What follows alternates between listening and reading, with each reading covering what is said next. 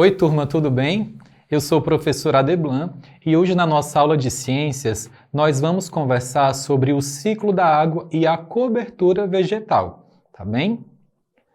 Para iniciar nossa aula, nós vamos revisar sobre os estados físicos da água, de que forma que a gente encontra a água no meio ambiente, né? Nós encontramos a água em 3 estados físicos. No estado líquido, que é a água dos rios, dos oceanos, a água que nós bebemos, né? Ela está no estado líquido, a água que cai da chuva, né?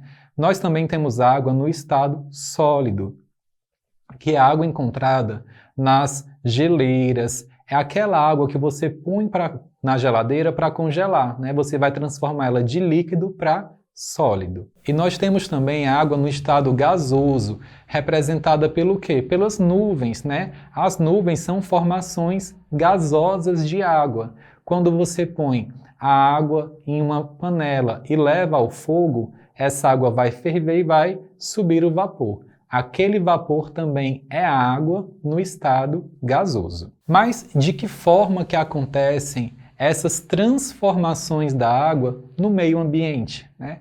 A gente vai chamar todo esse processo de ciclo da água ou ciclo hidrológico, né?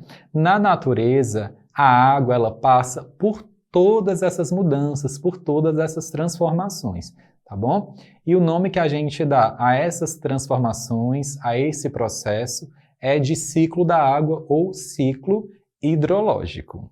Como eu falei, na natureza, a água passa de um estado físico para outro constantemente, né? De que forma que isso acontece?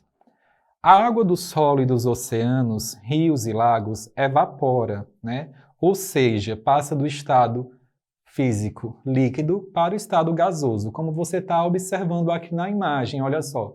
Essas setinhas vermelhas é a água evaporando. E o que vai acontecer? Essa evaporação da água vai causar a formação das nuvens, né? Que é o quê? Que é essa condensação.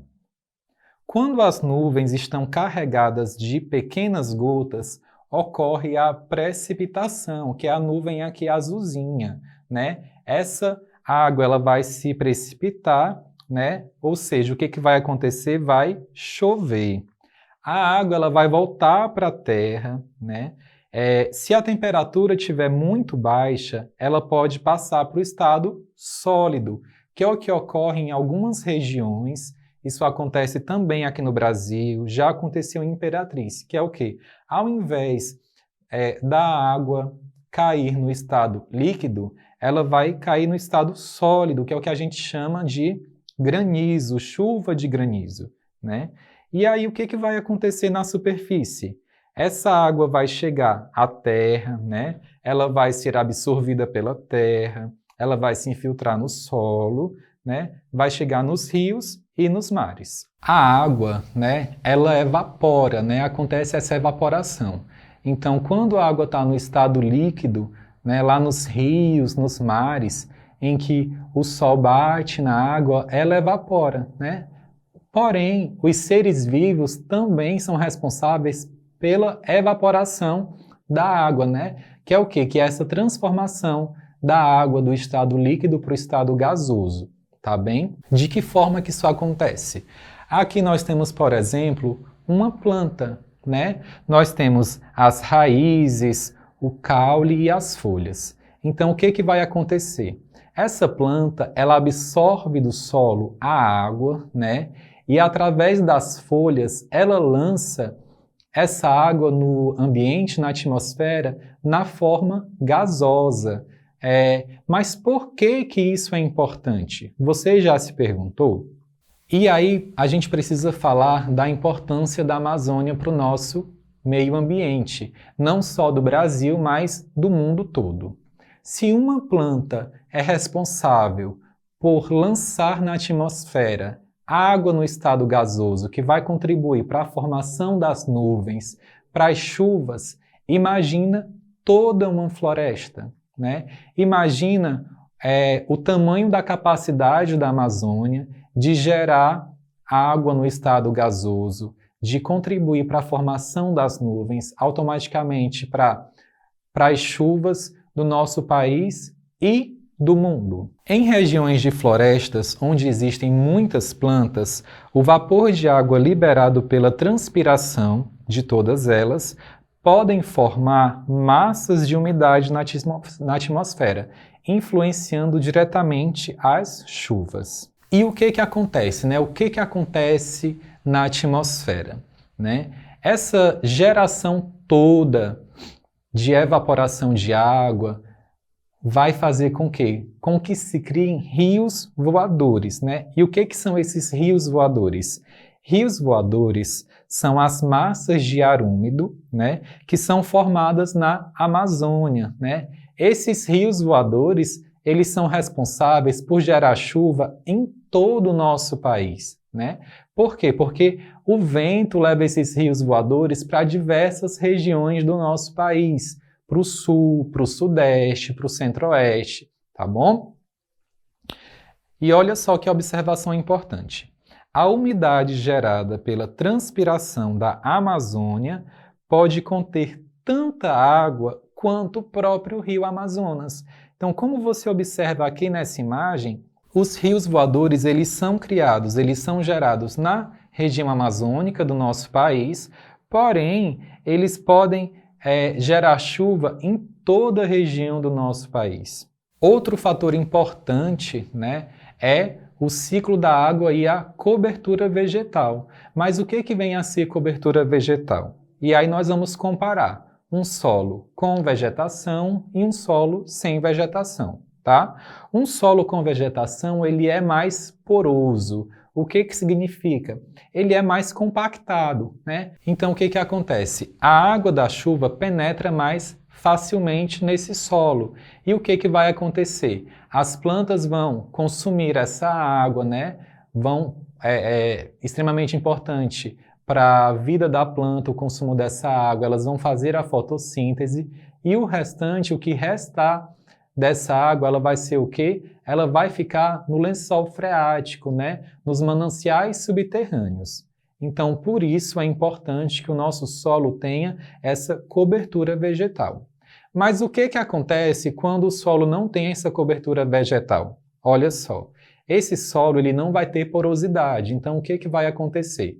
Essa água vai chegar à superfície da terra e vai levar o que ela encontrar. Por quê? Porque o solo não tem essa proteção, tá bom?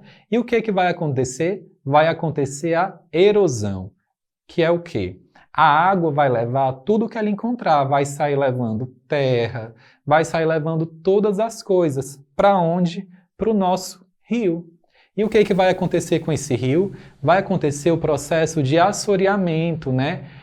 Essa terra que a água vai levar, vai parar onde? Vai parar nos nossos rios, vai parar no fundo dos rios. Agora eu vou te convidar a analisar uma imagem para ficar mais claro ainda isso que nós acabamos de conversar.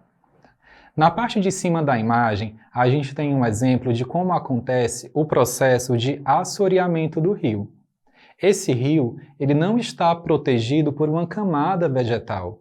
Então, o que vai acontecer? A água da chuva vai vir e vai carregar para o rio tudo que ela encontrar. Areia, pedra, lixo, né? Restos de objetos quaisquer. E o que vai acontecer com o rio? Ele vai assorear. Esse rio ele vai perder tanto as suas margens, como ele vai ficar mais raso. Ele vai perder profundidade. Porque tudo que a chuva encontrar, ela vai levar para onde? Para os nossos rios. Daí a importância de nós mantermos nossos rios preservados, com as matas ciliares, né, que eles devem possuir, para que não aconteça o processo de assoreamento.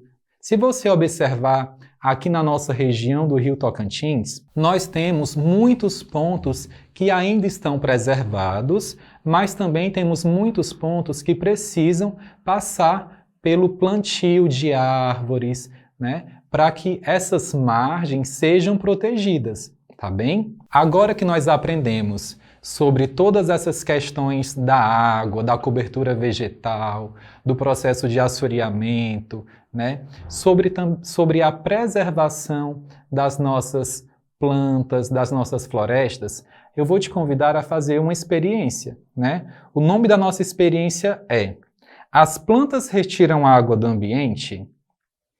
Vem comigo para a gente descobrir. Agora a gente vai fazer a nossa experiência para saber como que as plantas utilizam a água do nosso ambiente, tá? Você vai precisar de 2 vasilhas, 2 copos, o que você tiver em casa, desde que sejam iguais, de tamanhos iguais. Você vai precisar de água, de um medidor. Você vai cortar 2 pedaços de papelão ou qualquer papel mais durinho que você tenha em casa. O primeiro você vai deixar ele quadrado e o outro você vai fazer uma leve abertura para dar sustentação à nossa planta. Pode ser uma planta, pode ser um galho, tá bom? O que você tiver acesso na sua casa. Você vai precisar também de uma régua. Para quê? Para medir se o volume de água que você vai colocar nos 2 copos são iguais. Vamos começar. A primeira coisa que você vai fazer é colocar a água nos 2 copos. Aqui a gente tem 2 taças. Não precisa encher, você vai colocar a água mais ou menos até a metade de cada copo. Com a régua você vai medir para saber se a quantidade é a mesma. Sim, a quantidade é a mesma. O que nós vamos fazer agora? Você vai pegar a sua planta, vai colocar no suporte que você criou e vai inseri-la no primeiro compartimento. No segundo, você vai só cobrir, tá? Pronto, está feita a nossa experiência. O que eu quero que vocês analisem em casa? Se a quantidade de água em cada copo vai permanecer a mesma, tá? Para isso, você vai usar a régua. Você vai utilizar a régua diariamente. O que você vai observar? Você vai observar se essa planta está consumindo a água que está no copo, tá bom?